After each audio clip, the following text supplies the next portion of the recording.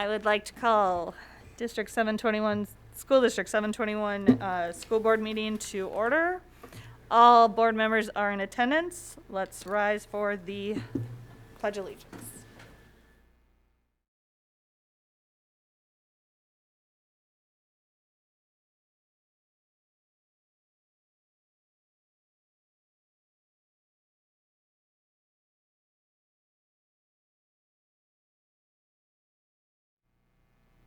Good morning. Janelle, do you have any? There's no open forums. So, can I have a motion to approve the agenda? So moved. Second. All those in favor? Aye. Opposed?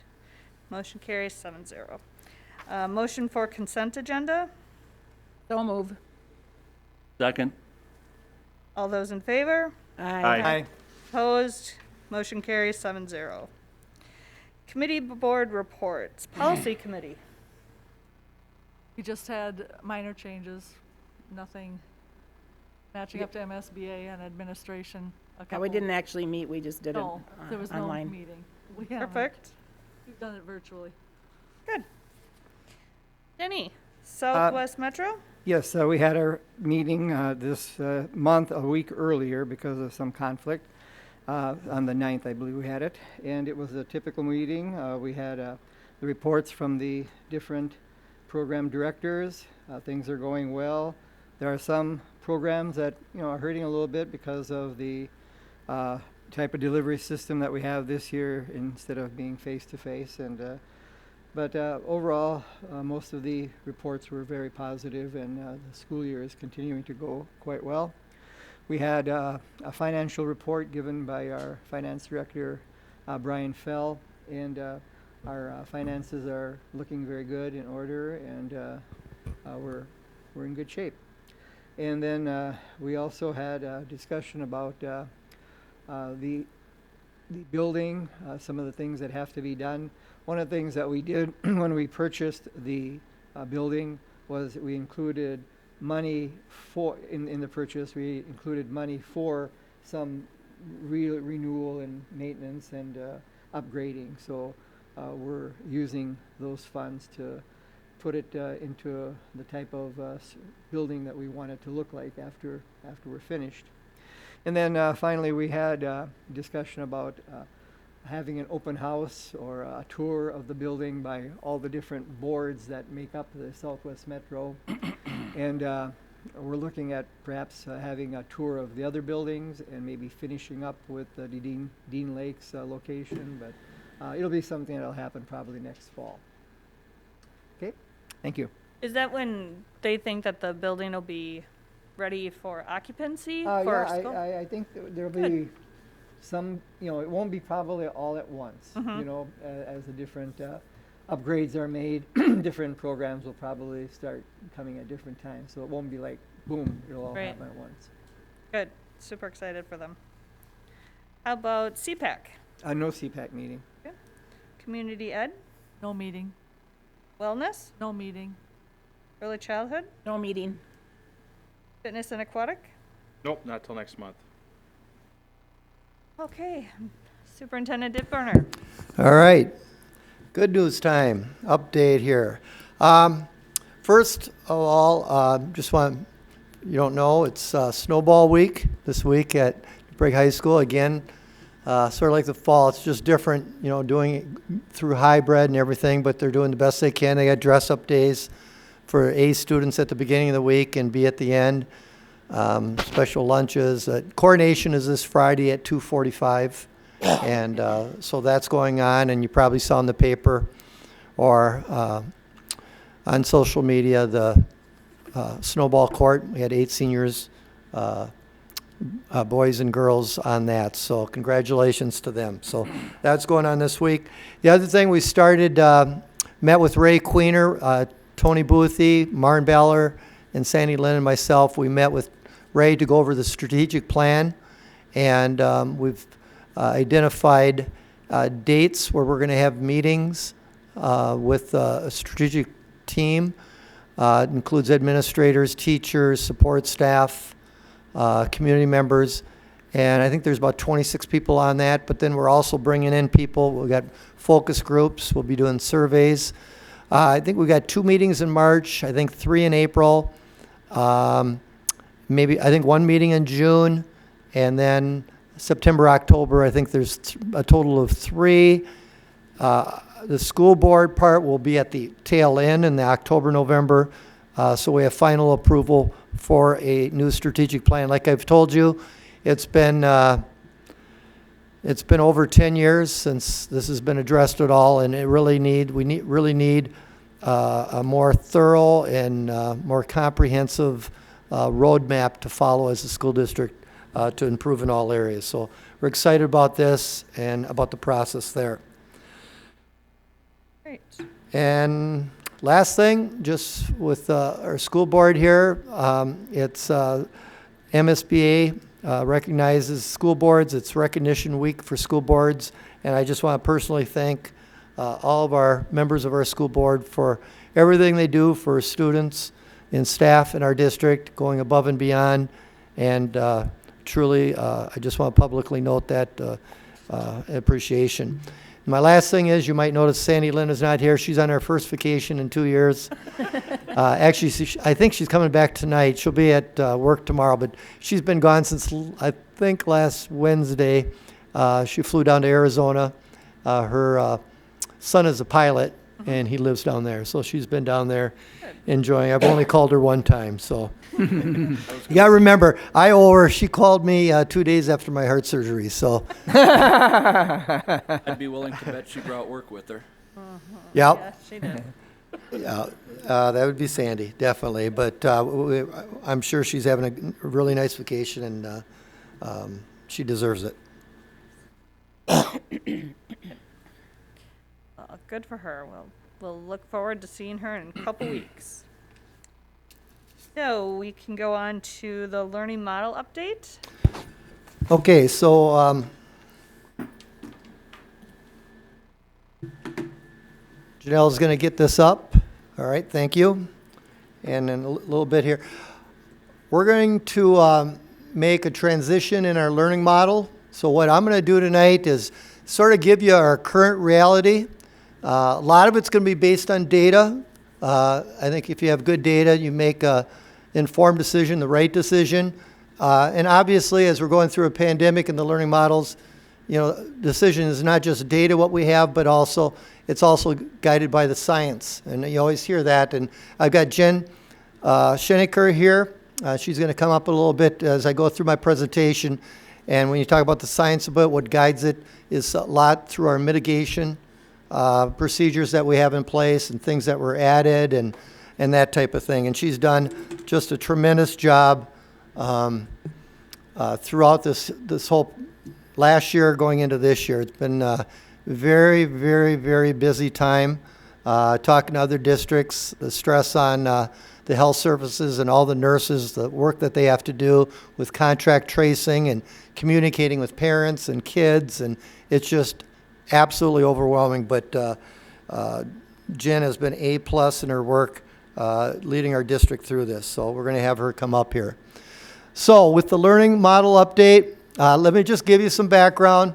Back last November, when we were in hybrid, and when we're in hybrid, when we're on for 2 or 3 days and off 2 or 3 days, the amount of prep time and prep work it takes for teachers is, as they found out, and obviously we sort of knew before going in, it was tremendous. And we were getting a lot of people stressed out.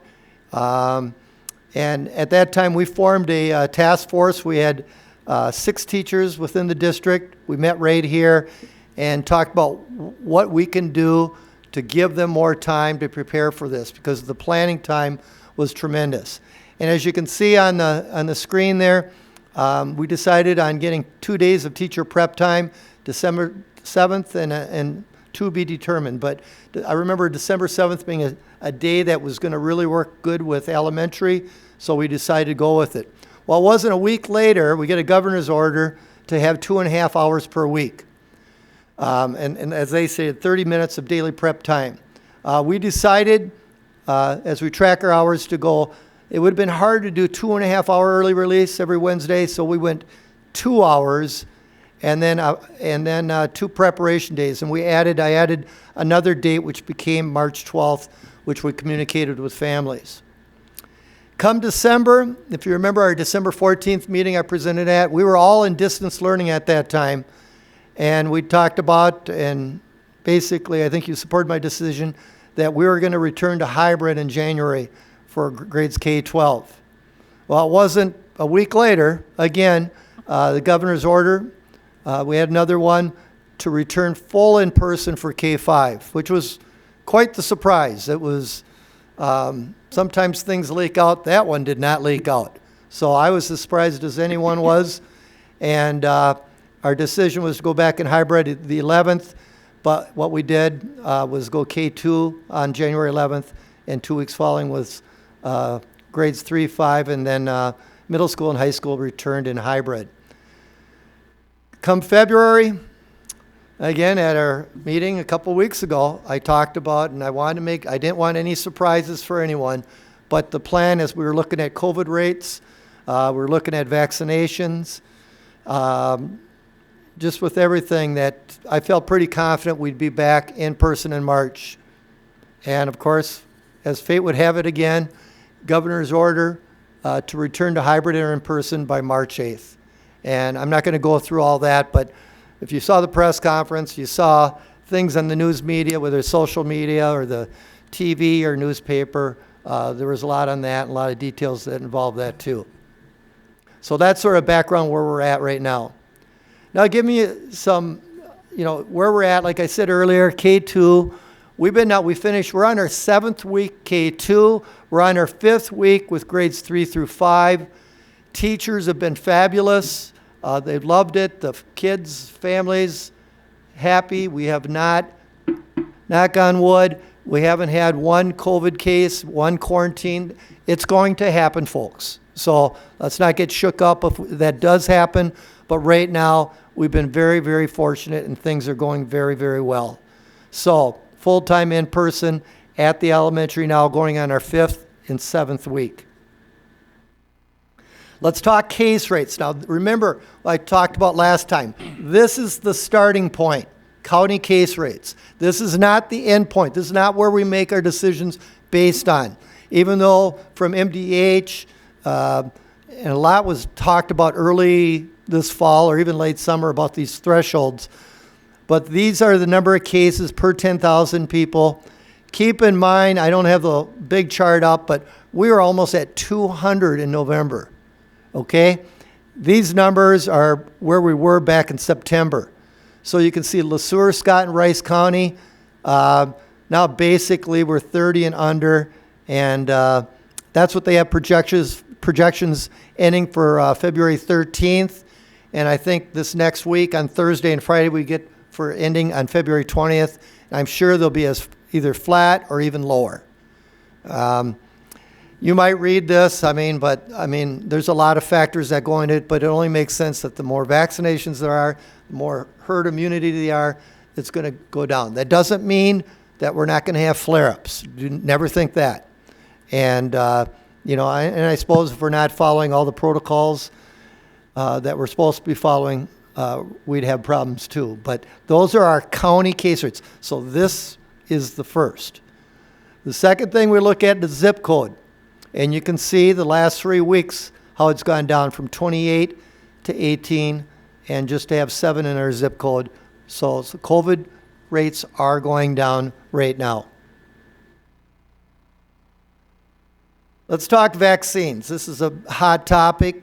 Right now, let's go back in January when it opened up, when the state opened up their vault, and we were informed we informed our staff, I can't remember the date it was, but to be checking their email, and then we sent out an email, all school email, and a text saying at 6 o'clock you can set up an appointment with the state of Minnesota to get your vaccination. And we were able to contact 202 staff members. We were able to get, we think our projections were about 130 got appointments. We were also getting a lot of people on their own were getting appointments too, whether it was through their pharmacy or clinic or whatever the case may be. They might be a healthcare provider on the side, so they're able to do that. Or if they had a friend that was a pharmacist, I don't know, we're getting people from all over. But anyway, when we did a survey, keep in mind we have 650 staff members about. And we asked them who needs a vaccine and wants a vaccine. So who needs it, wants it. That's all employee groups. The survey returned with 188 people that want a vaccine. Now this is after that first surge, okay? So don't think that was the only one out of 650, but we already had people getting vaccinations. This is what we got coming up this week. Scott County.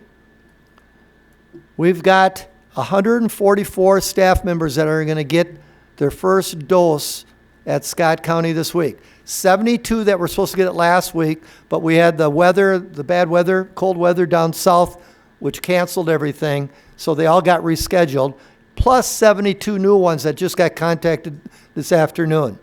LeSueur County, I can't thank them enough. They've gone above and beyond to help us. They don't need to help us because we're located in Scott County, but we have asked, I've reached out and asked if they could help out. And so the last couple of weeks, they've either given vaccinations or we have 25 people scheduled to get vaccinations through them. It's people that work for our district. We give them the names and everything that work for our district that live in LeSueur County. Nice. Okay, it's not everybody because we've got people in LeSueur County going to Scott County, but it's what we had left over. And then we've got through the state vault, the state of Minnesota, we've got 19 that are going to be vaccinated this weekend. So that takes care of all 188. We still have a few substitute teachers, a couple volunteer coaches, a couple school board members, a few people in district office that are not on this list yet. They weren't part of the 188. And there were people that signed up through the state but did not do the survey. But we still might get a few that have changed their mind and want to get the vaccine, and they'll be going next week. But we'll finish off this 188, and then anyone that maybe not be signed up yet, or the people I just talked about, probably will finish up next week. So, I mean, this is phenomenal. We are ahead of many districts right now, and we're fortunate because of, well, Scott County really coming through the last couple of weeks, LeSueur County. We've done saliva testing now we've done it 3 times, Jen? 3 times since January 18th. So every 2 weeks on a Monday, Jen and Martin Baller run it here, and they have it here, and then they also go out to Eagle View. We've had 221 participate. We've only had 3 positive tests out of those 221. And what? Is that voluntary? Oh yeah, totally voluntary. And do they need to be symptomatic to be tested, or can anybody? No, actually, you want to talk about the guidelines here? Aren't they recommended for asymptomatic people, really? Go ahead. Yep, pull the mic down.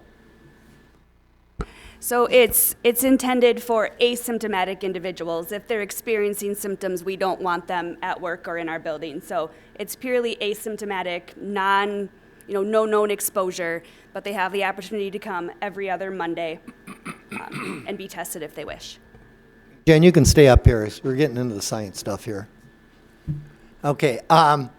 So anyway, that's the saliva testing. That was one of the things that Governor Walz came out and said all districts had to do, along with. We've had so many orders, I forget. But anyway, we'll keep going here. All right, we're up to date right now with our COVID-19 data as of February 17th. All right, here are the district data information. This is on our dashboard. Jen, you want to just talk about this briefly? So this was updated yesterday, actually. It's updated once a week, and overall, our numbers have remained low. This is looking at September 3rd until now. And these are a total of students and staff that have tested positive or have been quarantined due to an exposure in our buildings. And this is through when? Last week? This was updated yesterday. So from the beginning of the year till now. Yep. And then you want to talk about positive transmissions? So we have not had any transmissions during our school day. So someone comes in determined to be within our buildings during their infectious period. They have not passed it on to anybody else in our buildings. We have not found anyone to be linked to each other. All cases have been independent of each other. We continue to follow all of the mitigation strategies that are put forth by the Department of Health, including masking, providing other forms of personal protective equipment, face shields, plexiglass barriers. We're also continuing to follow the social distancing parameters, including minimizing the intermixing of groups and students throughout the school day. Hand hygiene stations are available throughout the buildings, and utilization of them is worked into the students' day. And we're also following all the state guidelines for monitoring and excluding for illness, as well as the cleaning and materials handling. So, I mean, there's a number of factors there that go in, and, you know, who knows what it is, but it's not spreading from within. So, I mean, I'm not going to tell you here it's like perfect that there isn't some breakdown in social distancing. You're not going to keep some of these kids apart. I don't care if it's whatever level. I know our regional support team says it over and over again. The main thing that you have control over, especially a teacher, is keeping their distance from the students. It might be different, it might not, but what we want to do, it's hard to do, especially all the time, but as much as possible. But whether it's masks, whether it's shields, whether it's working, because you've heard me say this before, schools are not the spreaders. Schools are not the spreaders, and it's been very safe, and we feel very good about the numbers here. There you can see by school for employees and students that have confirmed cases since September 3rd. With the middle and high school, is that mainly through sports or not necessarily? No, not necessarily. Okay. I mean, I can't say that none of it has been related to sports, but more often than not, it's happening within the students' homes is Right. where we're seeing a majority of the cases start. The thing with the sports is if somebody on the team tests positive, then they just quarantine the team. They have to quarantine That doesn't everybody. mean it came from there. Right, okay. Yep. We've had a lot of teams quarantine just because they might be going against someone, a basketball game, and the next day the team calls or even 2 days later and said one of our kids tested positive, and then our team's quarantined for 14 days. So that's just what the rules are, and you got to follow the rules. Do you have anything else, Jen, or any questions for Jen? She's the expert. She knows how to contract trace better than anyone. A lot of investigating, I'll tell you that. Forced to become an expert pretty doggone quick. All right, and next I want to just share with you, too. I mean, I got to share this data with you. Number of failures, 2 students or more. You can see the jump at the middle school, almost 3 times. High school's a little bit, just under double. Now, this is from end of first semester last year and end of first semester this year. And keep in mind, our teachers are doing a fabulous job. Whether our elementary distant learning teachers, it's gone, I can't even tell you how great it's gone. And all of our teachers at all the buildings. In fact, if we didn't have the people we have doing such a great job, it could be a lot worse. But not every kid has the same support system. Not every kid can learn at home and have the discipline to do that or like to do it. There are kids out there that are thriving on distance learning. There are kids that are out there that are thriving in hybrid. But by and large, is it better to get these kids here every day? Yes, despite the great job a lot of people are doing right now. And the same thing is, I don't have any hard data on mental health. But I can tell you down at the middle, I talked to a counselor at the middle school, they've had 30 contacts in the last 2 weeks from parents with needing help and support for their kid on that, on the mental health, the social emotional part too. So, that goes into everything.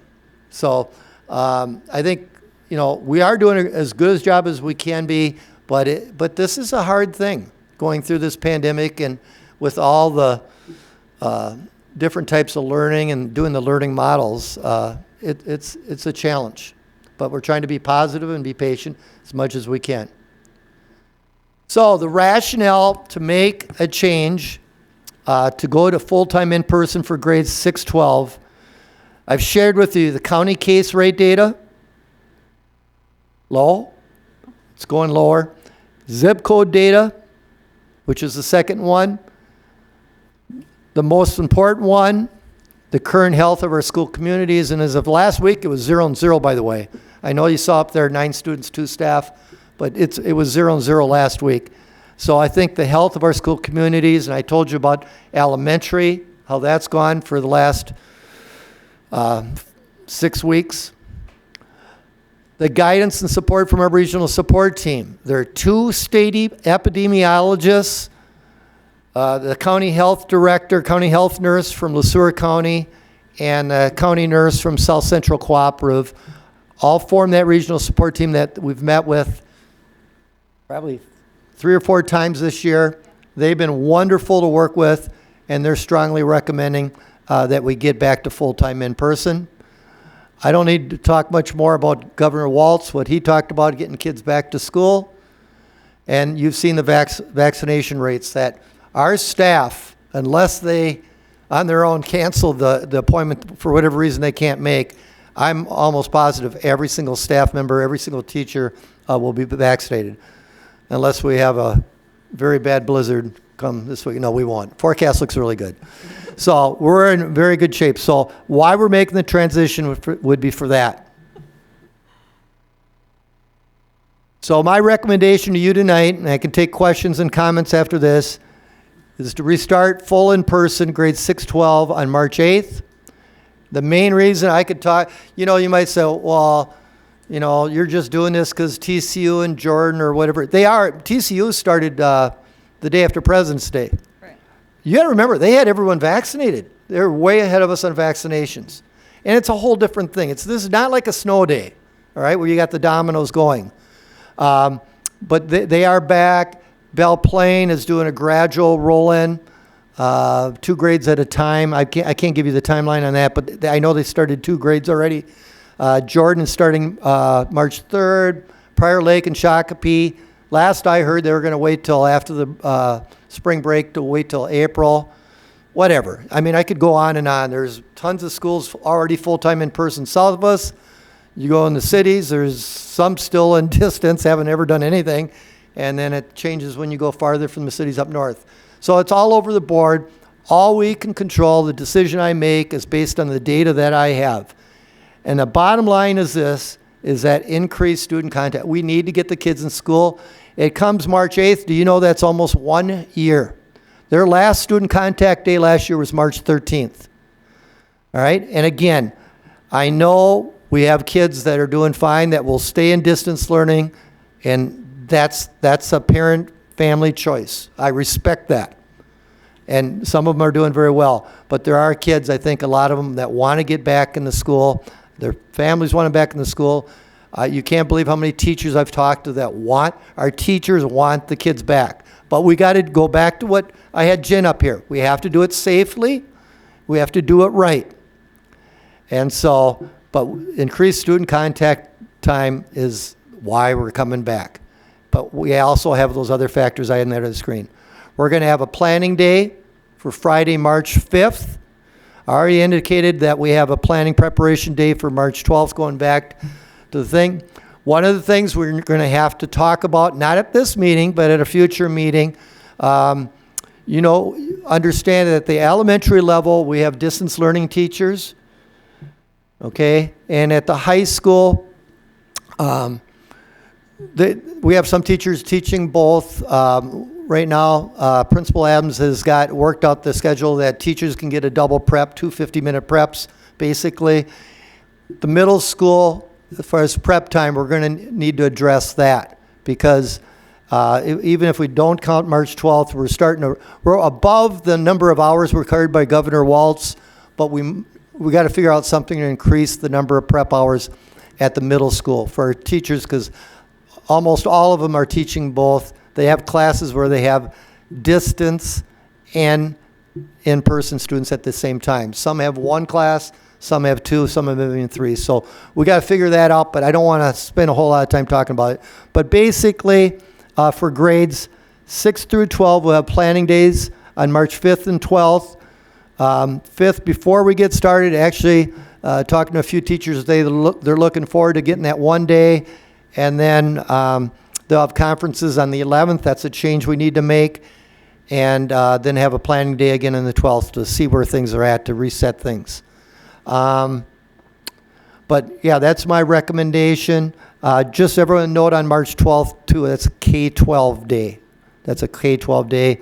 March 5th is grades 6 through 12. So just want to make sure I'm clear on that. But that's my recommendation.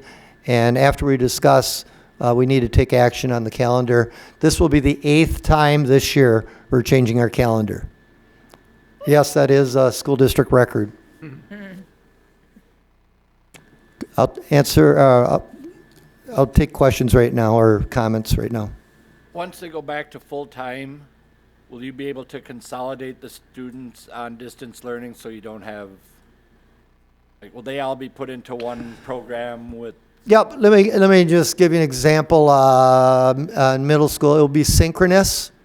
So at the middle school, if a social studies teacher, 7th grade social studies teacher, has 4 core classes, probably 3 of those will be, let's just say 25 kids in a class, and their 4th class will be probably half the class distance and half the class in person. And it gets to be a challenge. We have the cameras to make it work, so synchronous learning, but it's still a challenge to prepare for. Some teachers in math and language arts might have 2 of those classes like that. Not every teacher does. Not every teacher might have 2, but pretty much everyone has 1, and then even the allieds have 2 or 3. So yeah, it will be synchronous. Is it necessary to be synchronous, or could that? I think that's the only way to be able to do it, from talking to people there at the middle school and high school, yes. Anyone else have questions? I was just going to ask, are you going to allow teachers, or not teachers, parents, are you going to allow parents to be able to opt in for distance learning again with this transition, or out, or? It could depend on the situation, but right now we've asked the parents. I have a good friend that made the decision, when we came back in January. I know he talked to the principals at the middle school. They wanted to go distance learning. Students thriving, doing great, but sort of the agreement was that we're going to stay distance learning then. It will be, even at the high school, it will be absolutely crazy if we didn't. It's never totally black and white, so there could be a case where that would not be the same. Martin here? No, Martin's right here. Good question. The point is that we're letting the parents make the decision. If the parents feel that that's the best thing for their child, then they can have that option to do that. Yeah, and that's what they've had. It's Right. just, I think what Matt's talking about is changing right now, which we're discouraging. We can't handle that. Okay. It would be Chaos. chaos. And I don't have it's not like we've done a survey we did a survey early with distance learning families, and it was very positive. Elementary, like I said, we've got teachers just devoted to that, doing an awesome job.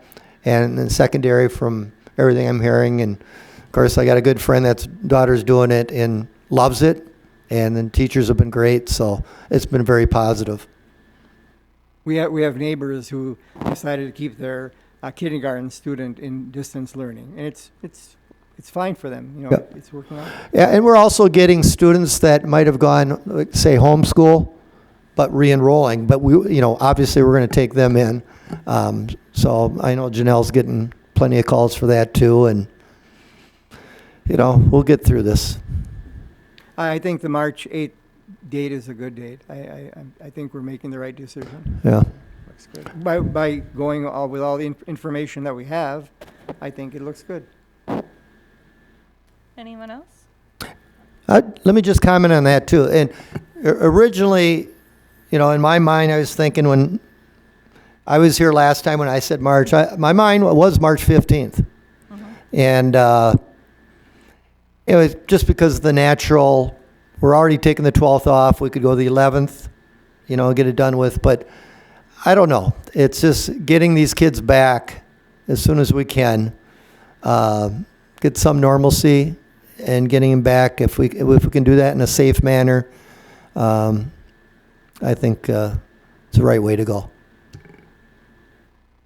It would be nice to end the year in a somewhat normal way. Yeah, and we're waiting direction from the state, from the MDH too, as we go forward too, when it comes to, you know, prom, graduation, all that stuff. There's a lot of unknowns right now, but I do see things getting better. You know, it's funny, if you read, probably the key for sanity is not to read too much, because you get so much differing information out there. Some you read, I mean, it's like the world's coming to an end, and then someone else, some other doctor is saying, you know, things will be normal in April. Who knows what it's going to be, but as we go through this, the only thing I can say is that we can control what we can control with our safety measures, that we follow the mitigation, that we, you know, put kids first, all those things to make it the best school environment we can, and go from there. It was in November that we went to distant learning, correct? Yes. And it was at one of our board meetings that I spoke up and I said that I think this is the best thing that this is what we should do.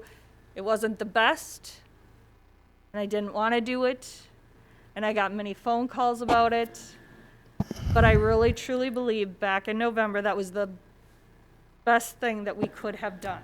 It set us up for today. I cannot wait to go home and tell my children they're going back to school. And I'm super excited that it is going to be March 8th, and we're not going to delay this any longer, because they need to get back into school, and they're going to be so excited. I don't know who's going to be more excited, the teachers or the students, but they want to go back. Parents. I know. I'm like elated, but that's just that mom. But yeah, we could push this out, but why? Why? Yep. There's no reason. So I totally support the March 8th. Okay, good.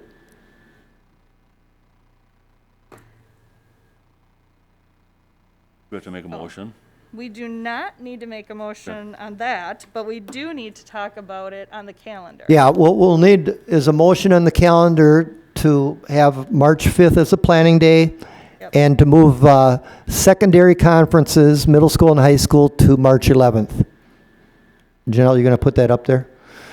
So, yeah, like when I said this is the 8th calendar, I asked Janelle earlier today, I said, okay, we got to make another calendar change. What number is this? And she counted them up, and this truly is number 8 for the year. But there is no rule book for pandemics. I found that out. We just got to do the best we can. So if you can see on there, March 5th and 12th will be the 2 planning days. And now March 11th will be secondary conferences, middle school and high school will be on that date. I'll make a motion to change the calendar as noted by our superintendent. Second. Any more discussion on that? All right, all those in favor? Aye. Opposed? Passes. 7-0. Anything And- else? Yeah, I just want to mention, so a letter will be going out tonight to staff and then to families indicating of this change. Perfect. All right, anything else? A motion to adjourn. So move. Second. All those in favor? Aye. Opposed? Passes 7-0.